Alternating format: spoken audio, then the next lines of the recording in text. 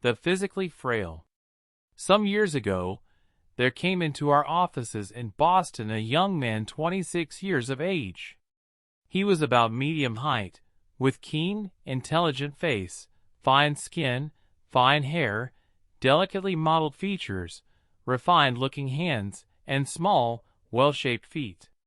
He was inexpensively, but neatly, dressed, and, while somewhat diffident, was courteous, affable, and respectful in demeanor.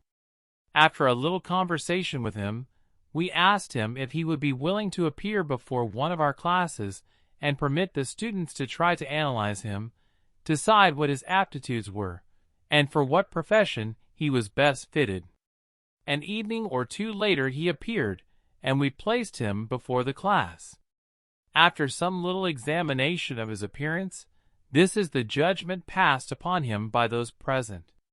Fairly observant, capable of learning well through his powers of observation, good intellect, of the thoughtful, meditative type, a fair degree of constructive ability, in disposition, optimistic, cheerful, inclined to take chances, sympathetic, generous, sensitive, kindly, well-disposed, and agreeable, rather lacking in self-confidence and, therefore, somewhat diffident, but courteous and friendly in contact with others, responsive and, therefore, easily influenced by his associates and affected by his environment, lacking in sense of justice and property sense, a man of natural refinement and refined tastes, fond of beauty, elegance, and luxury, energetic and alert mentally, but rather disinclined to physical effort, somewhat deficient in aggressiveness, but endowed with an excellent constructive imagination,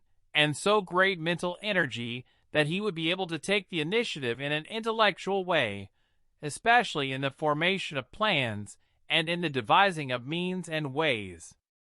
Fond of change, variety, loves excitement, likes social life, and somewhat deficient in constancy, conservatism, prudence, and responsibility. Keen, alert, somewhat impatient and restless. Well fitted by nature for intellectual work of any kind. With training would have done well as teacher, writer, private secretary, or high-class clerical worker, but expression indicates that, through lack of training, he has failed in physical work and has fallen into evil ways. After this analysis had been carefully made, we excused the young man and explained that 13 of his 26 years had been spent in jail. He had been left an orphan early in life and secured so little education that he was almost entirely illiterate. The easy descent to crime. As soon as he was old enough, he was set to work at the only thing he could do, namely manual labor. He was small and slight for his age, and the services he was able to render were not worth much. He, therefore, received very small pay. Because of his physical disabilities, he was behind the other boys in his gang and suffered frequently from the tongue lashings of an unsympathetic foreman. His pay was not commensurate with his tastes. He constantly felt the desire for finer, better, cleaner things than he was able to earn. The work was hard for him. He suffered much from the punishment inflicted upon his tender hands, from muscular soreness and from weariness. As the days rolled on, he grew weaker, rather than stronger, and became weary earlier in the day. Finally, the time came when he felt that he could endure the taunts of his foreman no longer, and he was about to give up when the foreman, exasperated with his inefficiency, his clumsiness, and his weakness, discharged him. Having been discharged, it was difficult for him to find another place to work. At this critical stage, being out of money, and having fallen in with idlers, and worse, he was influenced to use his keen intellect and ability in plans and schemes to commit a small crime, which yielded him $10 or $15. Being a novice in crime, not naturally a criminal, he did not protect himself from discovery and punishment, and, as a result, was sent to a reformatory. After a short term in the reformatory, his behavior was so good that he was released. After his release, a kind-hearted person who had observed him and liked his appearance secured another position for him. This also was at manual labor. At first, he entered upon his new work with a determination to succeed, to live down the stain upon his character caused by his previous speculation, and, therefore, to live an honorable and successful life. Struggling against odds. He worked hard and did his best, but the best he could do was not good enough. He possessed no manual skill, he had no strength, and little by little he again became physically tired out, mentally discouraged and sore, and, having once committed a crime, found it easy to seek his former associates and drop again into the old ways. An opportunity presented itself to rob a companion's pocket of a few dollars, and he did so. Again, he was sent to the reformatory, this time for a longer term. Then, until he came to our office, his career was a repetition of what has already been related. A few months or a year or two in a reformatory, a jail, or a penitentiary, a month or two trying to rehabilitate himself in some form of manual labor, and, then, inefficiency, incompetency, lack of skill, lack of strength, and discharge, to be followed by another attempt to add to his resources by some petty crime. For several years following this first interview with Mr. L., we followed him, and did our best to assist him to enter upon some vocation for which he was better fitted. Again and again we and other friends of his helped him to secure work, but always it was the old story. His mind was so active, so intelligent, so eager for expression, that the drudgery, the monotony, the routine, the small pay, and the consequent lack of the many elegances and luxuries he so strongly desired were too much for him. His crimes were never serious, and never those requiring great courage. He never stole any very large sums. For this reason much of his time was spent in the workhouse or in jail, rather than in the penitentiary. In addition to petty thieving, he had acquired some little ability as a confidence man, and was capable of ensnaring small sums from credulous or sympathetic people on various pretexts. The last time we heard of him, he had called upon a friend of ours, professed his complete and permanent reform, wept over his former failures, and promised faithfully, and with the greatest possible fervency and apparent sincerity, to do better in the future. He said that he had an opportunity to make a trip on a whaling vessel, and he thought this opportunity would be the best thing in the world for him, as it would take him away from his old, evil associates and give him an opportunity to save money and make good in a new life. He wished our friend to give him $4 to buy a ticket to New Bedford. Our friend gave him the money and also a postal card, on which he had written his own address.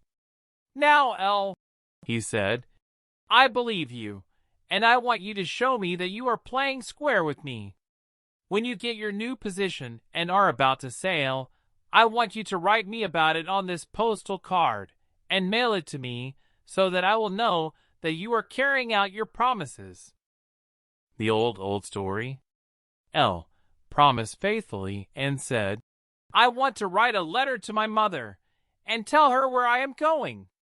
I wish you would let me have an envelope and a stamp."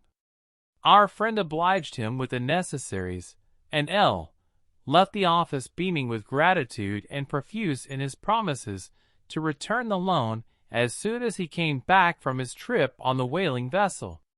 A few days later my friend received a postal card, dated at New Bedford, Massachusetts. In one corner of the postal card was the notation, "Received at the post office at New Bedford in an envelope, with a letter requesting that it be mailed here. Signed, Postmaster." Here was a man so well-intentioned by nature, of such a kindly, sympathetic, generous disposition, so intelligent, so naturally capable mentally that, With proper training and properly placed in a vocation in which he could have used his talents, he would doubtless have become an excellent asset to society. This case is typical of many others. They have natural aptitudes which fit them to become useful, but their talents have never been trained, their aptitudes have never been given an opportunity to develop. They have no inherent tendencies toward crime. In fact, there is no criminal type.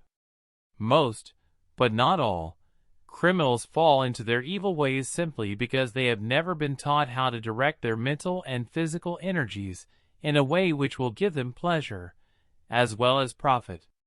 Description of this type. The physically frail individual of this type is frail because the brain and nervous system are so highly developed that they require a great deal of his vitality and endurance to nourish them and to sustain their activities. The result is that mental powers grow and thrive at the expense of physical. Such people have large heads in proportion to their bodies. Their heads also are inclined to be very much larger above the ears, and in the neighborhood of the forehead and temples than at the jaw and at the nape of the neck. This gives their heads a rather top-heavy effect, like a pear with a small end down, and their faces a triangular shape. Their jaws are usually fine and slender, and their chins not particularly broad and strong. Such people have very fine hair and fine skin. Their nerves are sensitive and close to the surface. Their entire build of body is delicate and slender. Their hands and feet also are usually delicately and slenderly fashioned. Their shoulders are narrow and oftentimes sloping. It is folly to talk of building up rugged, muscular, and bony systems by means of strenuous exercise in people thus endowed. Much, of course, can be done to strengthen and harden the muscles, but they are frail physically, by nature, and can never be anything else. Vocations for the physically frail. People with this type of organization are not inclined to be skillful with their fingers. They do not care for physical work of any kind. They do not take an interest in it and, therefore, cannot do it well. Properly trained, men and women of this type take their place in the professions. They are teachers, preachers, lawyers, educators, reformers, inventors, authors, and artists. Among those of mediocre abilities we find clerks, secretaries, accountants, salesmen, window trimmers, decorators, advertisers, and others working along similar mental lines. When such people are not trained and educated, they are misfits always, because they do not have opportunities to use to their fullest extent the natural intellectual talents with which they have been endowed. The mentally mechanical. There is a type of boy who is oftentimes thrown into the wrong vocation in life, owing to a lack of appreciation of his true abilities on the part of parents or teachers.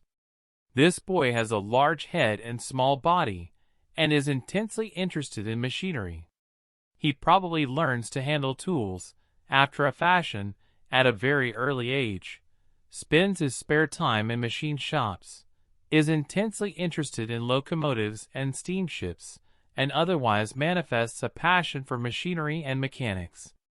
Oftentimes, on account of this, he is very early apprenticed to a mechanic or is given a job in some place where he will have an opportunity to build, operate, or repair machinery. Some years ago, we visited in a family in which there was a boy of this type. At that time his chief interest was in locomotives. He had a toy locomotive and took the greatest delight in operating it. Whenever he went near a railroad station he improved every opportunity to examine carefully the parts of a locomotive and, if possible, to induce the engineer to take him up into the cab and show him the levers, valves, and other parts to be seen there. As soon as he was old enough, he begged his father to be permitted to go to work in a railroad shop. Fortunately, however, his father was too intelligent and too sensible to be misled by mere surface indications. The boy was encouraged to finish his education. Being a bright, capable youngster, he learned readily and rapidly. By means of proper educational methods, giving him plenty of opportunity for the exercise of his mechanical activities, he was induced to remain in school until he secured an excellent college education. As he grew older, his interest in machinery did not wane. He found, however, that it was becoming almost wholly intellectual. He lost all desire to handle, build, operate, or repair machinery. When, in later life, he became the owner of an automobile, he was more than willing to leave all of the details of its care to his chauffeur and mechanician. As he cultivated his mental powers, he became more and more interested in the use of his constructive aptitudes in the formation of ideas. He liked to put ideas together, to work out the mechanics of expression in writing. Instead of building machinery, he loved to build plots. Instead of operating machinery, his abilities turned in the direction of working out the technique of literary expression. Instead of repairing machinery, he loved rather to revise and rewrite his stories and plays. In other words, the constructive talent, which he had shown as a child in material mechanics, turned in the direction of mental and intellectual construction as he grew older. Commercial constructiveness. There are many boys who exhibit in their early years a great love of machinery, and it is usually considered a kindness to them to prepare them for either mechanics or engineering. In mechanical lines, they are misfits because they are frail and insufficient physically. In engineering lines, they are more at home because the engineer works principally with his brains. But very often they would still be more at home in the realms of literature or oratory. In a similar way, boys often manifest great interest in machinery in their youth, and afterward, if given the right opportunities, show their constructive ability in the organization of business enterprises and the successful devising of plans and schemes for pushing these enterprises to success. Sometimes those of this type of organization devote themselves rather to invention and improvement than to the direct physical handling of machinery. The following brief story of the struggles of Elias Howe should be an inspiration to every individual who fights physical frailty. Also, a lesson to him as to the way in which he should express his mechanical ability. From Great Fortunes by James D. McCabe. Published by George MacLean. Intellectual Triumph of a Frail Man. Elias Howe was born in the town of Spencer, Massachusetts, in 1819. He was one of 8 children, and it was no small undertaking on the part of his father to provide a maintenance for such a household. Mr. Howe, Sr., was a farmer and miller, and, as was the custom at that time in the country towns of New England, carried on in his family some of those minor branches of industry suited to the capacity of children, with which New England abounds. When Elias was 6 years old, he was set, with his brothers and sisters, to sticking wire teeth through the leather straps used for making cotton cards. When he became old enough, he assisted his father in his sawmill and gristmill, and during the winter months picked up a meager education at the district school. He has said that it was the rude and imperfect mills of his father that first turned his attention to machinery. He was not fitted for hard work, however, as he was frail in constitution and incapable of bearing much fatigue. Moreover, he inherited a species of lameness which proved a great obstacle to any undertaking on his part, and gave him no little trouble all through life. At the age of 11, he went to live out on the farm of a neighbor, but the labor proving too severe for him, he returned home and resumed his place in his father's mills, where he remained until he was 16 years old.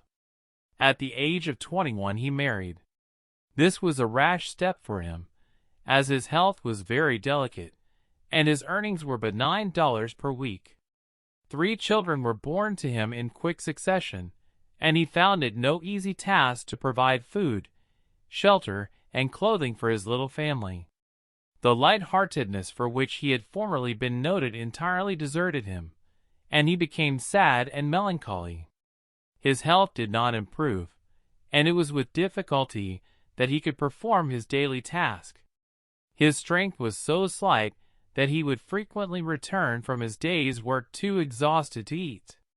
He could only go to bed, and in his agony he wished to lie in bed forever and ever. Still he worked faithfully and conscientiously, for his wife and children were very dear to him. But he did so with a hopelessness which only those who have tasted the depths of poverty can understand. About this time, he heard it said that the great necessity of the age was a machine for doing sewing. The immense amount of fatigue incurred and the delay in hand sewing were obvious, and it was conceded by all who thought of the matter at all that the man who could invent a machine which would remove these difficulties would make a fortune. Howe's poverty inclined him to listen to these remarks with great interest. No man needed money more than he, and he was confident that his mechanical skill was of an order which made him as competent as anyone else to achieve the task proposed. He set to work to accomplish it, and, as he knew well the dangers which surround an inventor, kept his own counsel. At his daily labor, in all his waking hours, and even in his dreams, he brooded over this invention. He spent many a wakeful night in these meditations, and his health was far from being benefited by this severe mental application. Success is not easily won in any great undertaking, and Elias Howe found that he had entered upon a task which required the greatest patience, perseverance, energy, and hopefulness. He watched his wife as she sewed, and his first effort was to devise a machine which should do what she was doing. He made a needle pointed at both ends, with the eye in the middle, that should work up and down through the cloth, and carry the thread through at each thrust, but his elaboration of this conception would not work satisfactorily. It was not until 1844, fully a year after he began the attempt to invent the machine, that he came to the conclusion that the movement of a machine need not of necessity be an imitation of the performance by hand.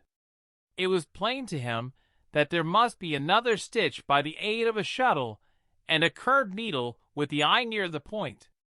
This was the triumph of his skill. He had now invented a perfect sewing machine, and had discovered the essential principles of every subsequent modification of his conception. Satisfied that he had at length solved the problem, he constructed a rough model of his machine of wood and wire in October 1844, and operated it to his perfect satisfaction. It has been stated by Professor Renwick and other scientists that Elias Howe carried the invention of the sewing machine further on toward its complete and final utility than any other inventor has ever brought a first-rate invention at the first trial. Having patented his machine, Howe endeavored to bring it into use. He was full of hope, and had no doubt that it would be adopted at once by those who were so much interested in the saving of labor.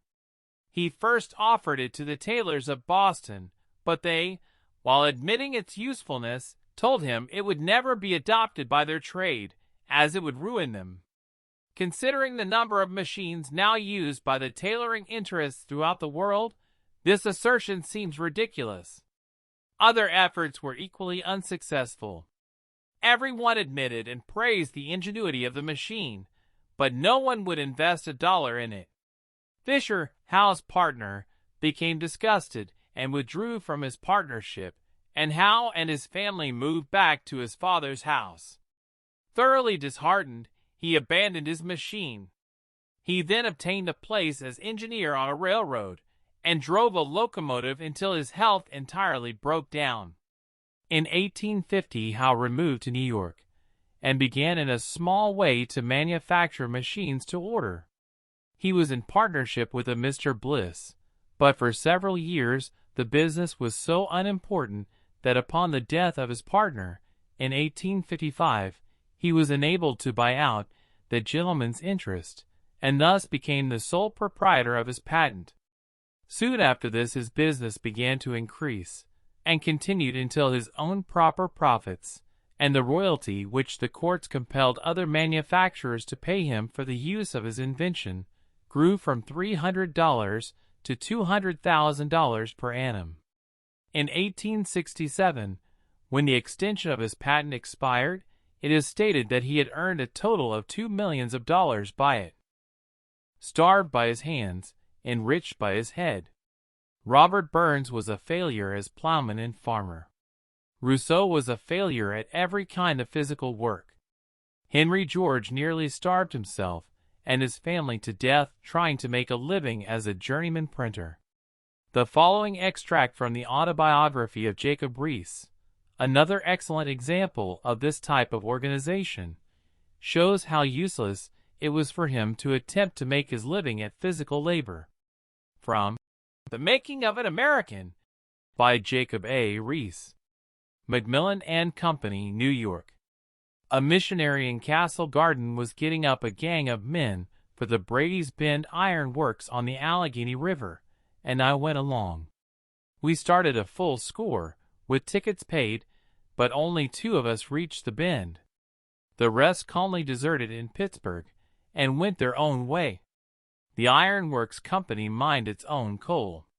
Such as it was, it cropped out of the hills right and left in narrow veins, sometimes too shallow to work, seldom affording more space to the digger than barely enough to permit him to stand upright.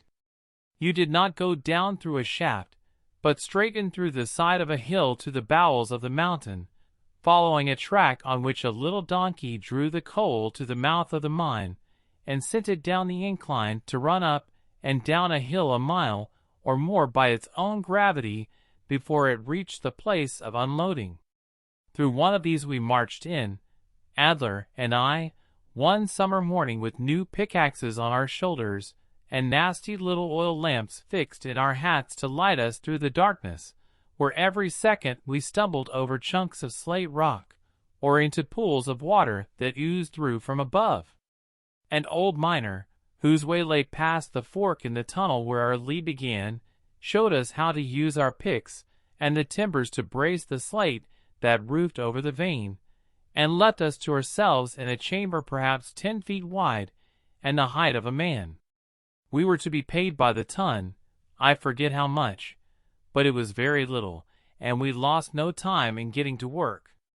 We had to dig away the coal at the floor with our picks, lying on our knees to do it, and afterward drive wedges under the roof to loosen the mass. It was hard work, and, entirely inexperienced as we were, we made but little headway. When toward evening we quit work, after narrowly escaping being killed by a large stone that fell from the roof in consequence of our neglect to brace it up properly, our united efforts had resulted in barely filling 2 of the little carts, and we had earned, if I recollect aright, something like 60 cents each. The fall of the roof robbed us of all desire to try mining again.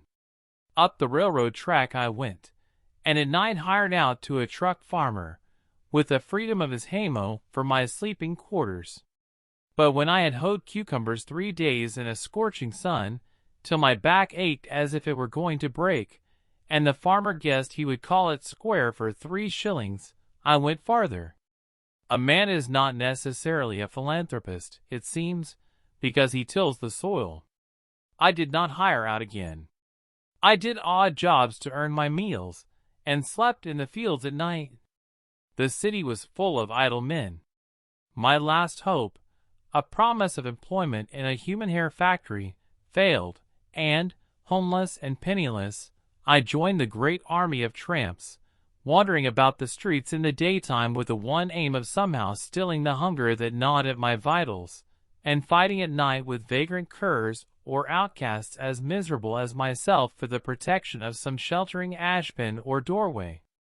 I was too proud in all my misery to beg. I do not believe I ever did. There was until last winter a doorway in Chatham Square, that of the old Barnum clothing store, which I could never pass without recalling those nights of hopeless misery with the policeman's periodic "Get up there, move on," reinforced by a prod of his club or the toe of his boot. I slept there, or tried to when crowded out of the tenements in the Bend by their utter nastiness. Cold and wet weather had set in, and a linen duster was all that covered my back. There was a woolen blanket in my trunk which I had from home, the one, my mother had told me, in which I was wrapped when I was born. But the trunk was in the hotel as security for money I owed for board, and I asked for it in vain. I was now too shabby to get work, even if there had been any to get. I had letters still to friends of my family in New York who might have helped me, but hunger and want had not conquered my pride. I would come to them, if at all, as their equal, and, lest I fall into temptation, I destroyed the letters. So, having burned my bridges behind me, I was finally and utterly alone in the city, with the winter approaching and every shivering night in the streets reminding me that a time was rapidly coming when such a life as I led could no longer be endured. Not in 1,000 years would I be likely to forget the night when it came. It had rained all day, a cold October storm, and night found me, with a chill downpour unabated, down by the North River, soaked through and through, with no chance for a supper, forlorn and discouraged.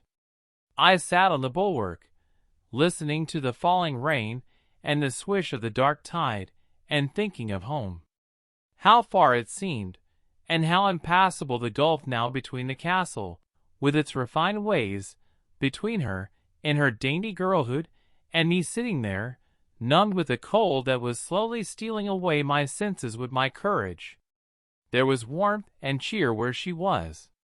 Here an overpowering sense of desolation came upon me. I hitched a little nearer to the edge. What if? Would they miss me much or long at home, if no word came from me? Perhaps they might never hear. What was the use of keeping it up any longer, with, God help us, everything against, and nothing to back, a lonely lad? It was not only breakfast we lacked. The day before we had had only a crust together. 2 days without food is not good preparation for a day's canvassing. We did the best we could. Bob stood by and wagged his tail persuasively while I did the talking. But luck was dead against us, and hard times stuck to us for all we tried. Evening came and found us down by the Cooper Institute. With never a cent faint with hunger, I sat down on the steps under the illuminated clock, while Bob stretched himself at my feet. He had beguiled the cook in one of the last houses we called at, and his stomach was filled. From the corner, I had looked on enviously. For me there was no supper, as there had been no dinner and no breakfast. Tomorrow there was another day of starvation. How long was this to last? Was it any use to keep up a struggle so hopeless? From this very spot I had gone, hungry and wrathful, 3 years before, when the dining Frenchmen for whom I wanted to fight thrust me forth from their company. 3 wasted years. Then I had 1 cent in my pocket, I remembered. Today I had not even so much. I was bankrupt in hope and purpose. Nothing had gone right, and worse, I did not care. I drummed moodily upon my book. Wasted. Yes, that was right. My life was wasted, utterly wasted. A voice hailed me by name, and Bob sat up, looking attentively at me for his cue as to the treatment of the owner of it. I recognized in him the principal of the telegraph school, where I had gone until my money gave out. He seemed suddenly struck by something. "Why, what are you doing here?" he asked. I told him Bob and I were just resting after a day of canvassing. "Books," he snorted. "I guess that won't make you rich. Now, how would like to be a reporter, if you have got nothing better to do? The manager of a news agency downtown asked me today to find him a bright young fellow whom he could break in. It isn't much, $1.10 a week to start with. But it is better than peddling books, I know." He poked over the book in my hand and read the title. "Hard Times," he said, with a little laugh. "I guess so. What do you say? I think you will do." Better come along, and let me give you a note to him now." As in a dream, I walked across the street with him to his office, and got the letter which was to make me, half-starved and homeless, rich as Croesus, it seemed to me. When the sun rose, I washed my face and hands in a dog's drinking trough, pulled my clothes into such shape as I could, and went with Bob to his new home. The parting over, I walked down to 23 Park Row and delivered my letter to the desk editor in the New York News Association up on the top floor. He looked me over a little doubtfully, but evidently impressed with the early hours I kept told me that I might try. He waved me to a desk, bidding me wait until he had made out his morning book of assignments, and with such scant ceremony was I finally introduced to Newspaper Row that had been to me like an enchanted land. After 27 years of hard work in it, during which I have been behind the scenes of most of the plays that go to make up the sum of the life of the metropolis, it exercises the old spell over me yet. If my sympathies need quickening, my point of view adjusting, I have only to go down to Park Row at eventide, when the crowds are hurrying homeward and the City Hall clock is lighted, particularly when the snow lies on the grass in the park, and stand watching them a while, to find all things coming right. It is Bob who stands by and watches with me then, as on that night. Talent in the bud and blossom. The big important lesson underlying all of these concrete examples is that the individual of this type never ought to attempt to do any kind of work in which success depends upon physical effort. Whatever talents he may have will express themselves always best in an intellectual way. It may be art, it may be music, it may be machinery, it may be business, it may be mining or agriculture, it may be any one of many other active pursuits which have also a purely intellectual side. In his early youth his mind naturally turns to the more material manifestation of his talent. But, with proper training and given the proper opportunities, he will always gravitate surely to the mental and intellectual phases of his bent. The boy who is interested in machinery may become an inventor, or he may become a playwright or an author. The boy who is interested in plants and flowers may become a botanist or a naturalist, or perhaps even a poet. The boy who is deeply interested in battles and fighting may be far better adapted to the profession of historian than to the trade of soldier. The boy who likes to build houses and factories in his play, and seems to be deeply interested in the construction of edifices, may not be fitted to become a contractor or a draftsman. If he is of this intellectual type, he is far more likely to become an architect, or, perhaps, to idealize his talents even further and devote himself to literature on the subject of architecture, home planning, and home decoration. The boy of this type, who in his youth seems to take a particular interest in horses, cattle, dogs, and other animals, may not necessarily be best qualified for a stock breeder or a dairyman. Possibly he should become a veterinarian or even a physician and surgeon. Or his bent may be in the direction of science, so that he makes a name as a naturalist. The first and most important thing for people of this type, and for parents having children of this type, is to get it firmly fixed in their minds, once for all, that they are not fitted for hard physical work. The next important thing, of course, is to secure a broad and complete education along general lines. If there is any striking and particular talent along any one line, such an education is more than likely to bring it out and to cause it to seek further development. In case there is no such distinct predilection manifested, further and more minute study of the individual will have to be made in order to determine just what kind of intellectual work will give him the best opportunities for success and happiness. Even in the want of such a careful analysis, it is, nevertheless, true that an individual of this type, who has no marked inclination toward any one form of mental activity, is always far better placed, far happier, and far more successful if trained to do any kind of intellectual work than if left untrained and compelled to try to earn his own living by the use of his bones and muscles.